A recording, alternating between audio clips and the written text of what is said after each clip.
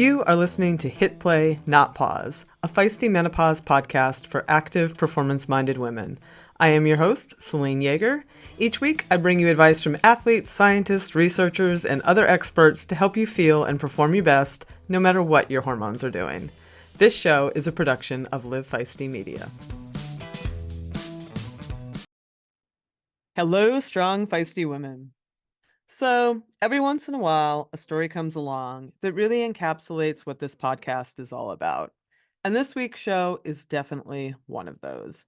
It's with elite cyclist and coach Jill Patterson. I've interviewed Jill a few times over the years for training tips for magazines like Bicycling because A, she crushes it on a bike, especially uphill, and she's a multi-time USA Cycling Gran Fondo national champion. And B, she is meticulous. She has her training, racing, recovery, and planning down to a real science.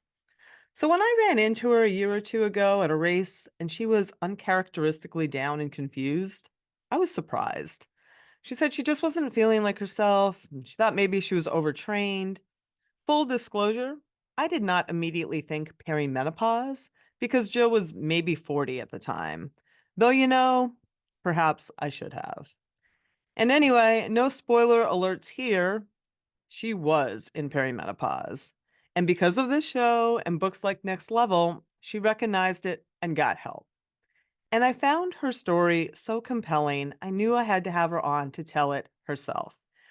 And just like the very intelligent, intentional Jill I know, she explains it all beautifully. And I'm 100% sure it's going to reach someone or a few someones and help them out too. One note before we get to it, during this conversation, Jill mentioned her doctor testing her for perimenopause.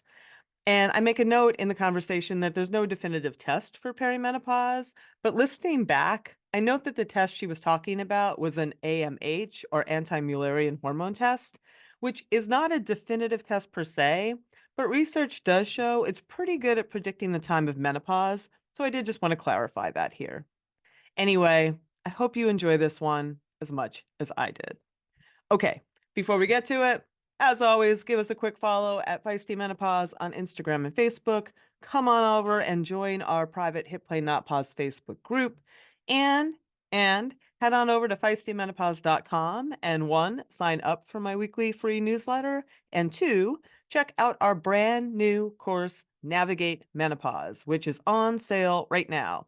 We have worked super duper hard to put together a course that will walk you through everything: your mindset, your emotions, your symptoms, your training, your nutrition. I mean, everything, and help you navigate from where you are and what you're feeling so you can perform and feel your very best. I'm super proud of it. It's called Navigate Menopause. Go on over to feistymenopause.com and check that out today. All right, enough of me. Let's have a few words about our awesome sponsors and get on with the show. All right. Well, Jill, it was really great to hear from you when you reached out. Because the last time I heard from you, you weren't feeling as maybe hopeful or as good as you seemed to sound before I hit record just a few seconds ago. And I want to just start off sort of with, like, you reached out to me to give you this update, and you said you were not feeling yourself. You felt burnt out. Your power was dropping. Rides were getting harder. And no matter what you tried, you felt like you were just continuing to lose fitness. And you thought it might be like overtraining or whatever. So take me to that spot, like when you were talking to me that you weren't feeling yourself, like what was going on? So I just physically my power was dropping. I couldn't put out the numbers that I could put out before, and I know my numbers very well. For years I've been training with power, so I know what I can hold for certain durations, and I suddenly couldn't hold that. And then also mentally, I was just honestly not really enjoying cycling the way I used to do it. And it all kind of interweaves. And I think one kind of affected the other, seeing that drop in power kind of hit me mentally. And then that maybe caused a little bit of less self-confidence, which also affected the power, this feedback loop. But yeah, I just did not feel myself for quite a while, and I didn't really know what was going on. But you were doing was this sort of in training? What season are we in? Because you've done quite well. I mean, I know I've seen your results. Like where does this come in where all of a sudden you're like something is amiss? Yeah, so I started feeling it about 2 years ago. I can actually tell you in a little bit exactly when it started really hitting me. But I would say the summer of 2022, I had a really good summer.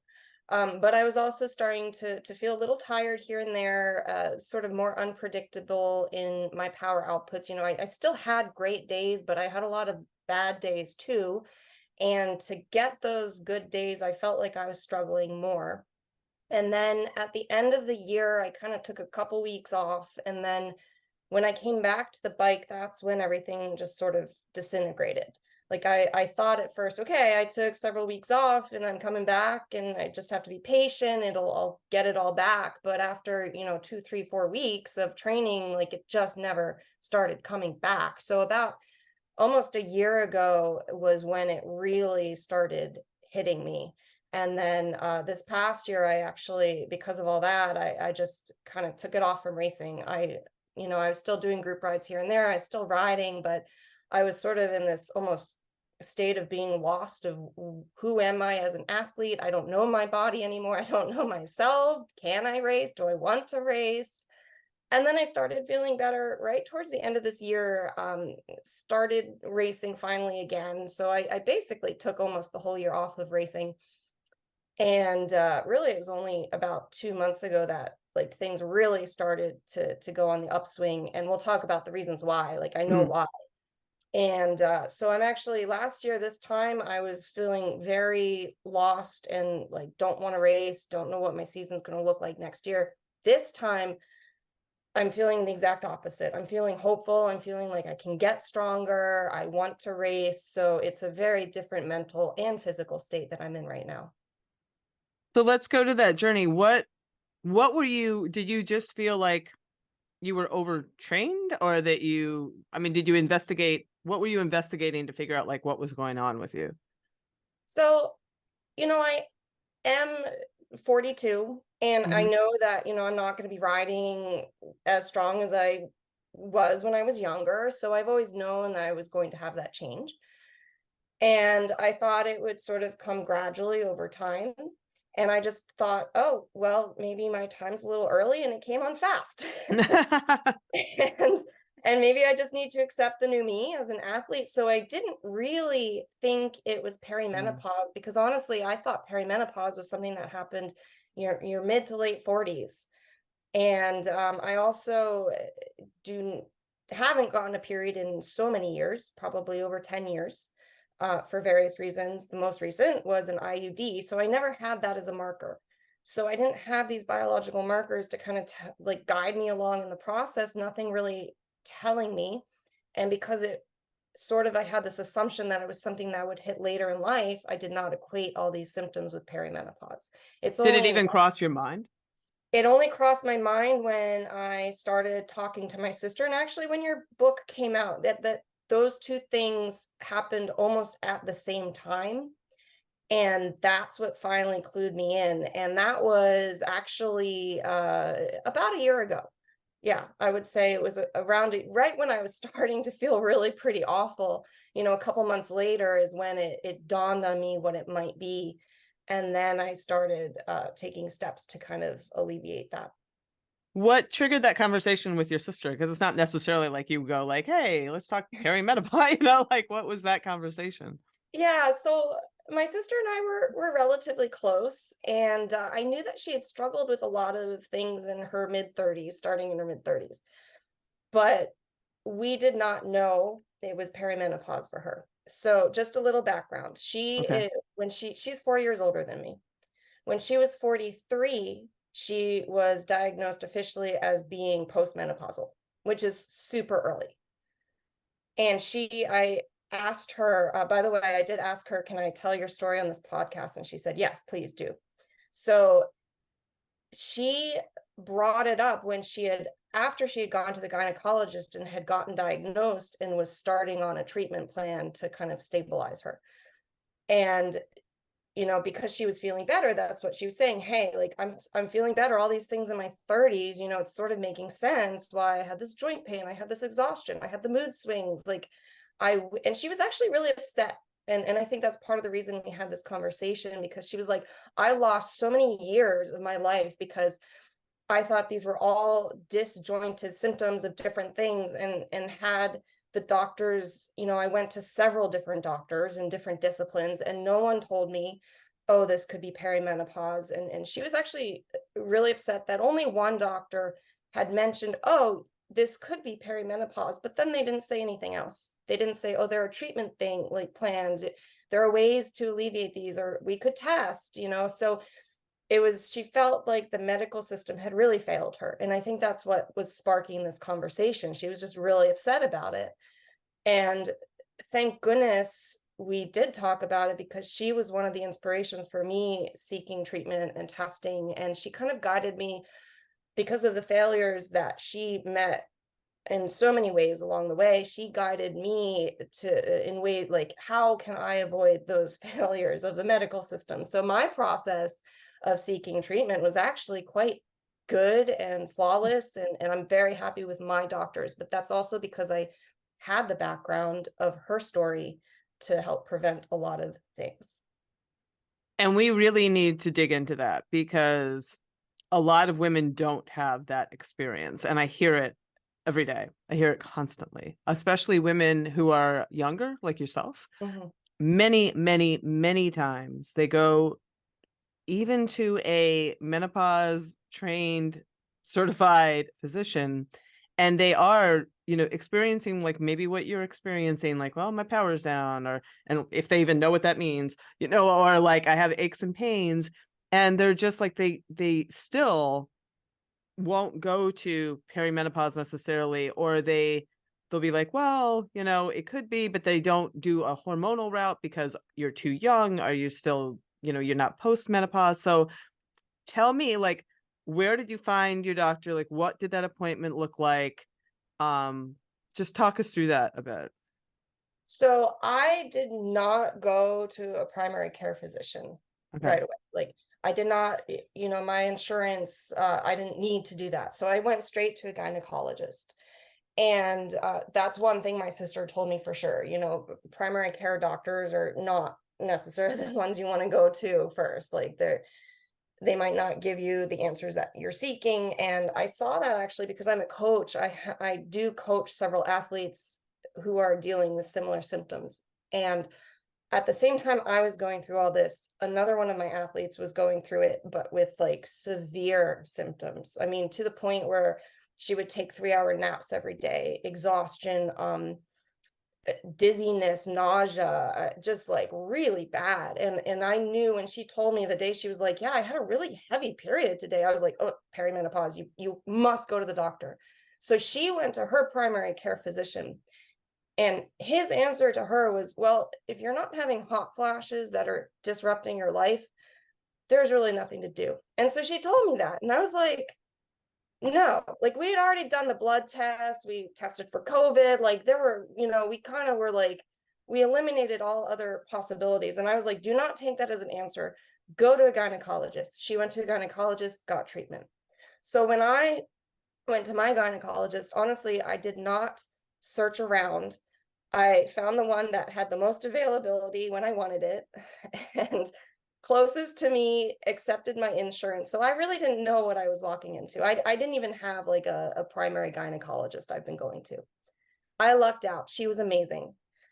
I went in there prepared to say, I have hot flashes. But I didn't want to, and actually in retrospect, I was getting hot flashes. I Right. didn't realize it at the time. I didn't think that was a symptom I had. My main concern was my power was dropping. I didn't feel good on the bike. This is my livelihood. I'm a coach. I'm an athlete. I compete at the highest level. Let's see, can you help me? So I explained all that, ready to pull out the whole, oh, I'm having hot flashes, before I even got to it, because she heard of my sister's history, how at Hmm. 43, super early. My mom, I think, was like 48 when she went through it completely. she was like, yeah, sounds like you're probably in perimenopause. Would you like to start hormones? I mean, she just offered, I didn't say it. I didn't say hot flashes, just told her my family history and how I've been feeling. She was like, we'll test you. But in the meantime, why don't you just start with the estradiol? And I was like, wow, yes, great. So I walked out that day with the pills and I started them like that day. And then she tested me. So she did a blood test, and a week later, I got the first test back, which I thought was the only test. And that was for progesterone and estrogen. And it showed basically I have those hormones in me. So I'm not postmenopausal. And at the time, I still questioned, am I really perimenopausal? Like, am I imagining all these symptoms? Like, it was a real, it was kind of messing with my mind, for a lot of the past year. I thought maybe I'm just like getting mentally weak. Maybe I'm not trying as hard. Maybe just life transitions, so many variables. So I was really doubting it. And when I got that first test saying, yeah, really inconclusive, don't know, it was sort of like a hit to me. I was like, well, is this going to help? Are these meds really what I need? Like, is this really the problem? And I was kind of down. And then 3 days later, I get a second test notice. And I'm like, what's the second test? I didn't know she was doing a second test. And those levels were very low. And she was like, yeah, based on this, 100%, you're perimenopausal, definitely. And I believe that was the AMH test.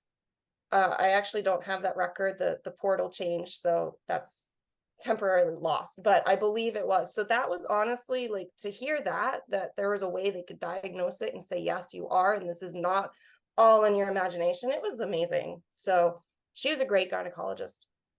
Yeah, and I need to insert a little bit there because that's why there's no definitive test for perimenopause.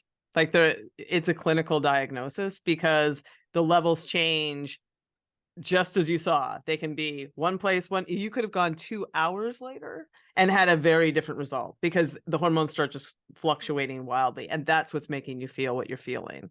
You know what Yes. I'm saying? Like at Yes. some point down the line, they can do tests of all, a whole panel and be like, yeah, everything is pretty much what you would look at for post-menopause. But the perimenopausal period, every woman wants a diagnostic test, because of course we do.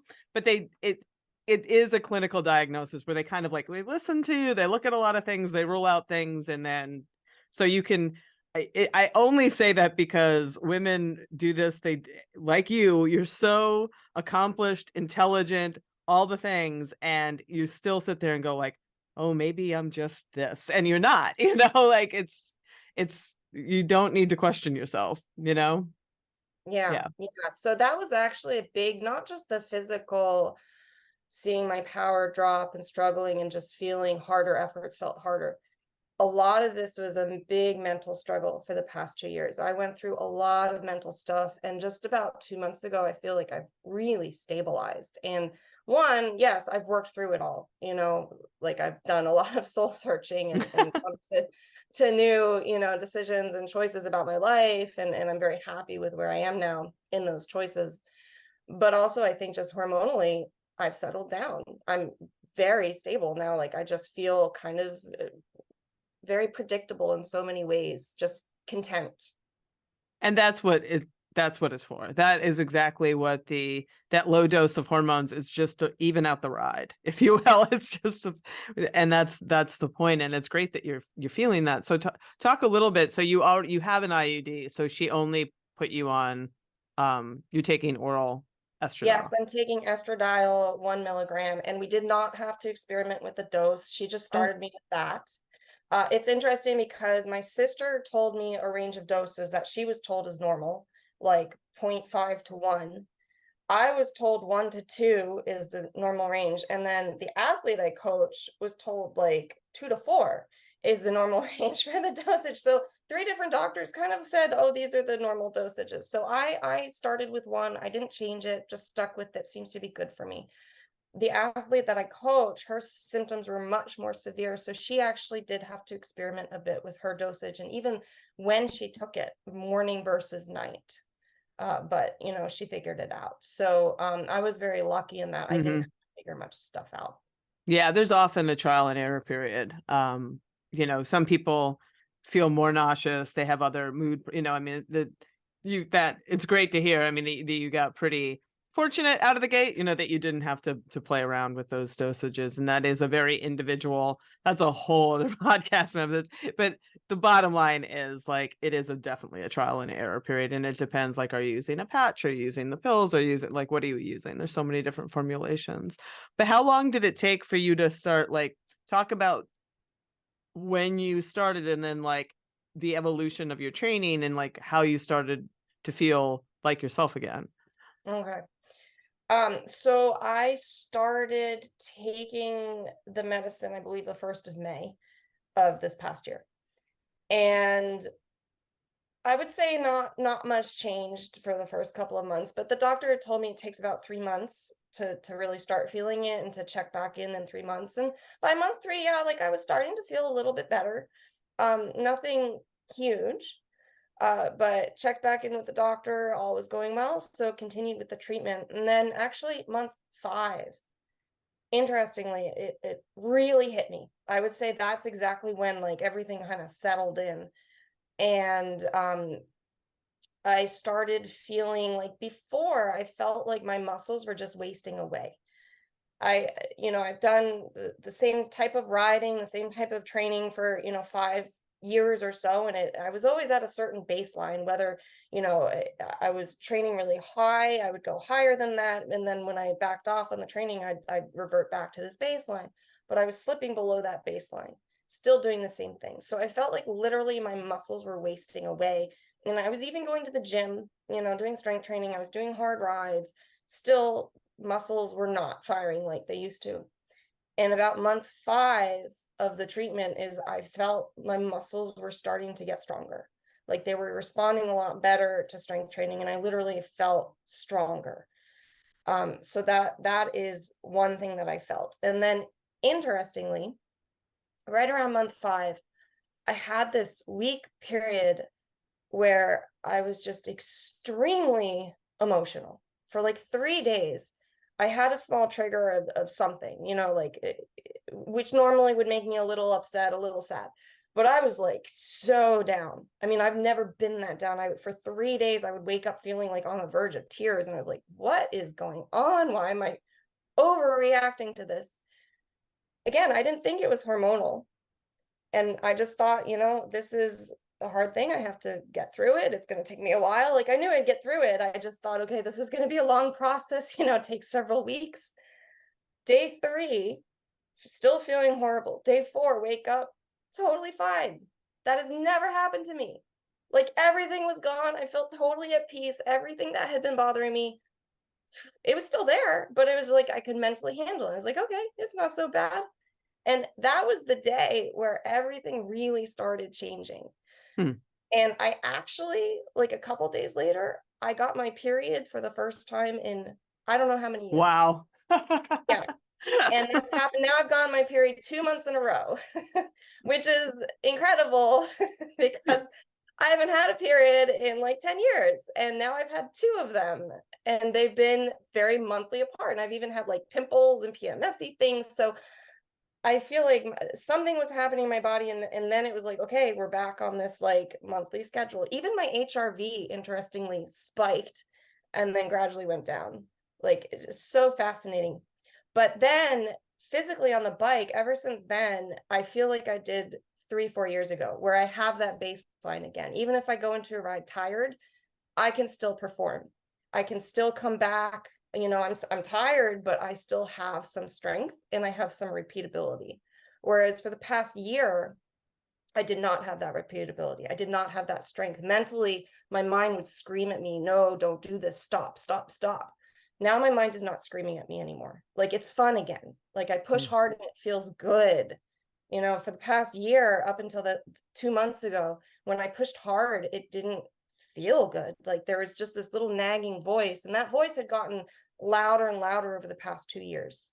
That voice was something that was like kind of marking this process of perimenopause, and it was turning into a screaming voice like a year ago.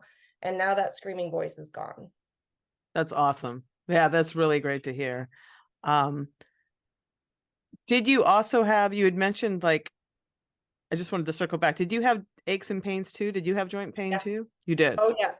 So interestingly, I think it really started happening when I turned 40. Exactly when I turned 40. And the reason I say that is because I have a friend, he's about a year older than me.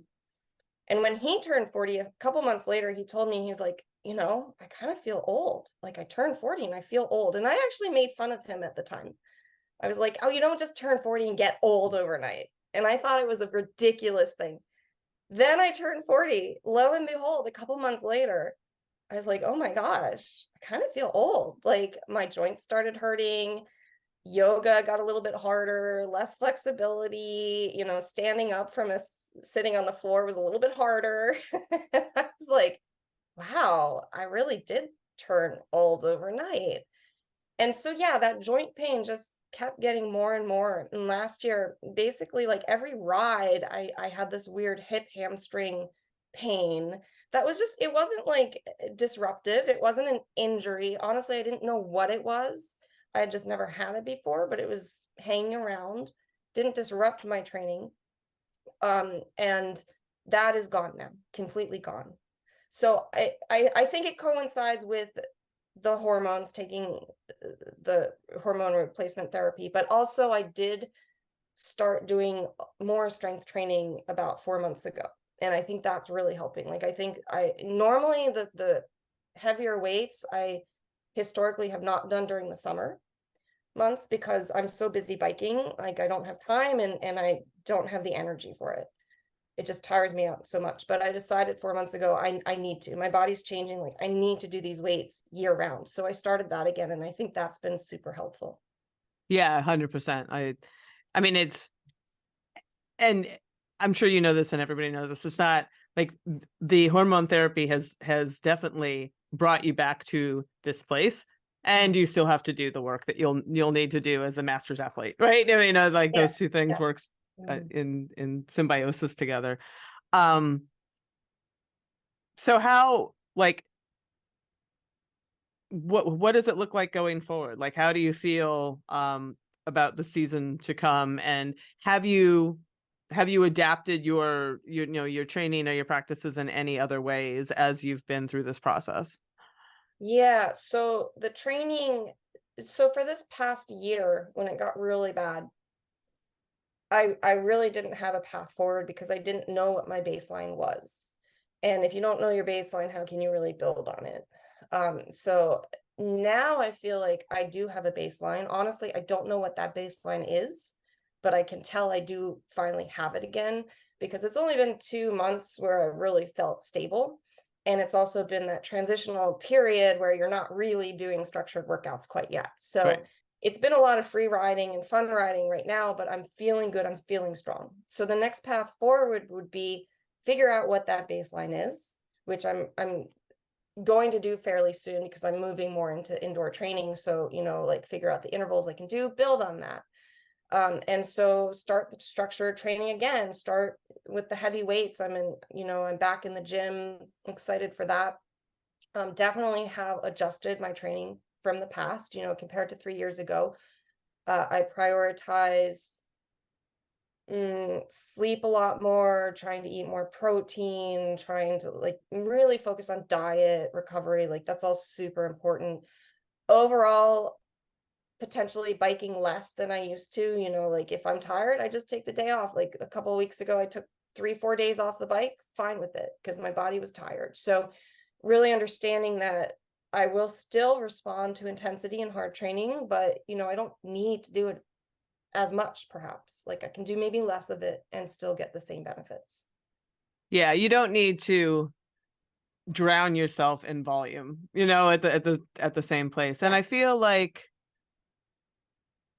feel like a lot of times athletes like yourself, many people, and myself, people I talk to, they have a lifelong base, right? I mean, you have all these miles in your legs, and at some point you don't need to keep stacking them on the same way. You need to be attending to those other things like you're talking about. Yeah. Yeah.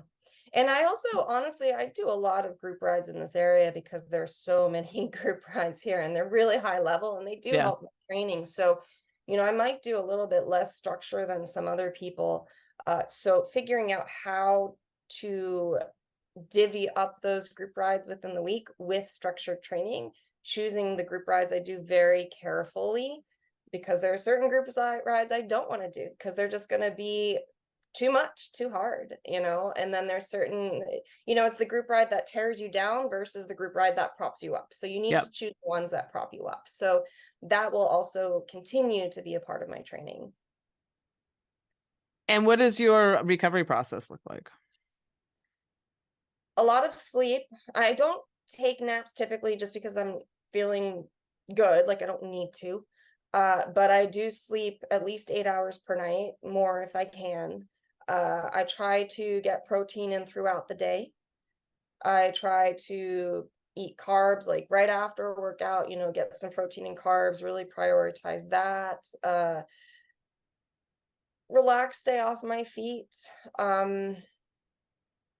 Yeah, like Epsom salt baths every so often. I just started that up again. I use the recovery boots. I like yoga and stretching. I go through periods where I have massages and then periods where I don't. But Yep. mm. So you never had trouble sleeping, it sounds like. So I think I was right about to go into that zone of Okay. having trouble sleeping when I started the pills. I was noticing my sleep was getting a little bit more disrupted and light, and having trouble falling asleep for about a month before I went to the gynecologist. And then those symptoms cleared up fairly quickly. Very cool. And you mentioned that you didn't think you were having hot flashes, but you were having hot flashes. Yeah. So for the past few years, I just thought I was a very sweaty person.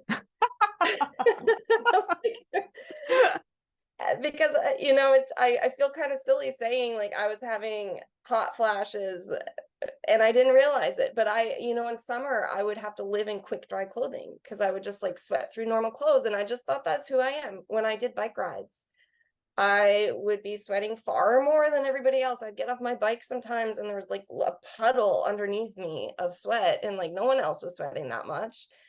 It was very embarrassing, but I just thought, oh, that's me. What can you do?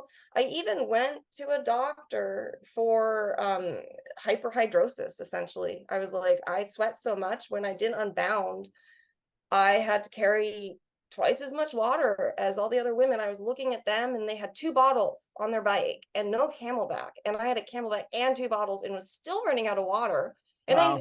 think, my salts were probably a little bit off too. So that had something to do with it. But I was like, man, what is wrong with my body? And I actually got to the point of like, I cannot be a long distance endurance athlete because my body, I can't carry that much water because I'm just sweating it all out. So I went to a doctor to see if there was something I could do to address, sweating so much. And of course, perimenopause was not on the radar, that never mentioned. And so the only reason why I realize now that it was probably I was just living in a bunch of hot flashes is because 2-3 months ago I'm not really sweating, and even this summer is the most comfortable summer I've had in years. I could actually wear normal clothing, and I wasn't sweating through it. I'm just much less sweaty now. That's so interesting. Yeah, I mean, you might not have necessarily been in a perpetual hot flash, but it does mess with your thermal regulation, Yes. like that's why you get the hot flashes. So it makes sense when you put those things together. But Yeah. it's And the night sweats too. I just thought, oh, everyone sweats at night and has to like change their shirt sometimes in the middle of the night. Well, no, I haven't had to change my shirt in the middle of the night for several months. that's really, I mean, it's also great to hear. And I'm so glad that you did reach out, because I've had a number of women on the show now recently. Sasha Golish was just on, and she's just 41 or 42 too, and I think it's really important for people to hear these conversations and to hear that, yes, you can get help. And if your doctor isn't hearing you or listening to you, I strenuously encourage people to find a person who will. Yes, yes. And also realize that all these symptoms that seem disjointed Hmm. could all be related. I think I had a lot of symptoms and I just viewed them as separate, like very dry skin, a patch on my palm that just wasn't clearing up for years. 2 months ago, done, like cleared, healed. So, It's like all these seemingly unrelated things were related. Yeah, I mean, and you mentioned like a lot of them that come up that don't necessarily like unless you have the hallmark like that you know that you're having a hot flash, but the skin, the moods, the loss of mojo, the joints, like all of that stuff. You know, when you look at the 36 or whatever it is symptoms of uh changing hormones, you know, in the menopause transition, all of those are on the list. But for Yeah. some reason that we're still not in the place, and it's going to take a while because, you know, menopause education has not been good in the medical school, so you've got generations of doctors who just haven't been trained in it. even Yeah. even ob-gyns, you know, even like you got very fortunate with a great one right out of the gate, but I know, you know, we have people on our staff who have been to menopause certified ob-gyns and still like you know, it's still not, the message hasn't gotten through. So it is really important to advocate for yourself, especially in this period where awareness just hasn't caught up to where we're at. Yeah. Yeah. I was very lucky and fortunate because one, I just happened to find a very good doctor, but also my sister in your Yeah, book, thank you for that. Like it's just had those two resources not been out there, I likely never would have realized and never would have sought any kind of treatment for anything. And honestly, when I sought treatment, it was really just for my training. I was watching my power numbers go down, and that was what was upsetting me. And all the other symptoms, I just thought they were like, this is life. And I didn't realize how much they were kind of bothering me until they all went away. And I'm like, oh wow, it's nice to not have those things too. So I really did benefit in ways that I wasn't even expecting. that's great to hear. Well, I am really glad that you reached out. Is there anything that we haven't talked about that you wanted to make sure that women heard? I would say, it can be difficult to realize what's happening. The athlete I coach, it was very obvious. Her symptoms were extreme. My symptoms were not extreme. They kind of snuck up on me. And I would say the two things that really triggered me in my training of something's up was one, unpredictability. That happened first. The physical unpredictability. Usually I knew exactly what watts I could hold for a certain duration doing a certain thing. And if I was in relatively good condition, I could hit that. There were, of course, days where I lacked sleep, or I was tired from the day before. My numbers would be off, but I could always find a reason. And then I started to get much more unpredictable. I couldn't hit those numbers, and I couldn't find a reason. So that was kind of the first clue. And that would happen every so often. But then those days increased, and there were more and more bad days. And then it seemed to be like the majority of my days were more off than on. So the balance really switched between the good and the bad, where the good were outweighing the bad. It switched to the bad were outweighing the good. So that's one thing. And then mentally, what was happening was I had a lot of mental fortitude throughout my cycling career, and doing a hard interval, like I would just go like a robot until I finished. And then right around when that unpredictability in my physical started happening, also mentally, I would have these little blips of like, oh, I'm tired. I want to take a break in the middle of an interval, which never happened before.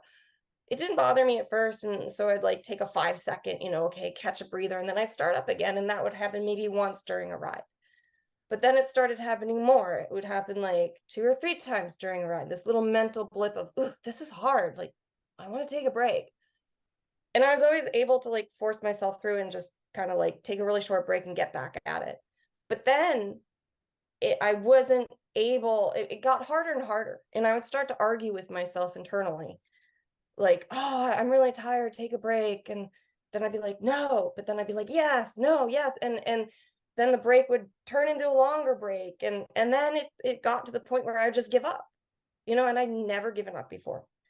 And I started giving up more and more and more because my mind was just screaming at me to give up. So these were both physical and mental evidence of what was happening. And that was going on for a good 2 years. And had I known of this before, I think I probably would have researched earlier or thought earlier, maybe I'm in perimenopause, and maybe gotten help earlier. So I would say for women, my message is pay attention to what your mind is telling you. If your motivation is changing, that could be a sign. And I've seen it in the athletes I coach too, actually. Um, to me, it was a whole new thing to like not want to push hard. That was so foreign to me. And I was like, maybe I'm just mentally weak. Like, it was really hurting my self-esteem. And then the athlete that I mentioned, again, I got her permission to tell her story. Mhm, She's very mhm. happy to share it. She's done Ultraman. She knows mental fortitude. I mean, like, she does not stop. She does not give up. And she told me right around the time we were talking perimenopause, she's like, when I push hard, I don't even want to push hard anymore. It doesn't even feel good. Like, and it was foreign to her too. And she was shocked also, like, what is going on with her mind? And that's when I realized, oh my gosh, this could be a sign. Like, it's not just physical, but totally mental. And could be a factor of perimenopause. And so I also forgave myself in that moment. I was like, you know what? Maybe this is hormonal and it's not like a weakness of my mind. Like, it's literally my body is sensing something is different, and maybe my body just cannot push right now. And it's telling me that. Well, and again, a whole other podcast, but the brain physically changes too. The serotonin system is affected, the glucose metabolism is affected, like all of that is affected. And if all that's affected in your brain, it's going to have those knock-on consequences that you're talking about. So, I mean, and when you put all of these puzzle pieces together, they make this picture that you're painting. Yeah. Yeah. Yeah, it's very interesting to me too. As much as it sucked while I was in it, thinking back on it, like, it's fascinating to see these changes. You learn a lot about yourself as a person going through something like this. And honestly, a lot of it, I'm not learning it in the moment because I'm not even realizing what's happening. It's in retrospect that I'm learning so many things.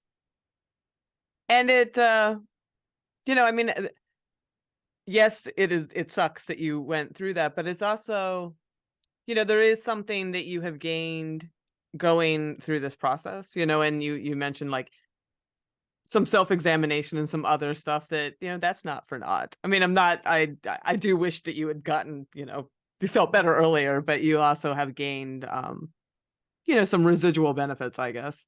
For sure, for sure. And also, anything I go through, any struggle as an athlete I go through as a coach, that helps me immensely. Because Yeah. like, I relate to what my athletes are telling me. It just adds to my repertoire. So it makes me a more versatile coach. So honestly, I would, if you gave me the choice, would you go back and take all this away? No way. I'm glad I went through it. As I said, my symptoms were, I think, pretty mild compared to a lot of other women. So I'm glad I had a taste of it, because ultimately, yeah, I've learned a lot and I'll come out stronger for it, and I can help other women too. That's a great place to end this. Thank you, Jill, for sharing that. I really appreciate it. Well, that's our show. Join me next week when I sit down with intuitive eating coach Pam Moore, and we talk all about how athletes can use intuitive eating to ditch rigid diets and food rules for good. So come on back for that one. And until then, as always, stay feisty.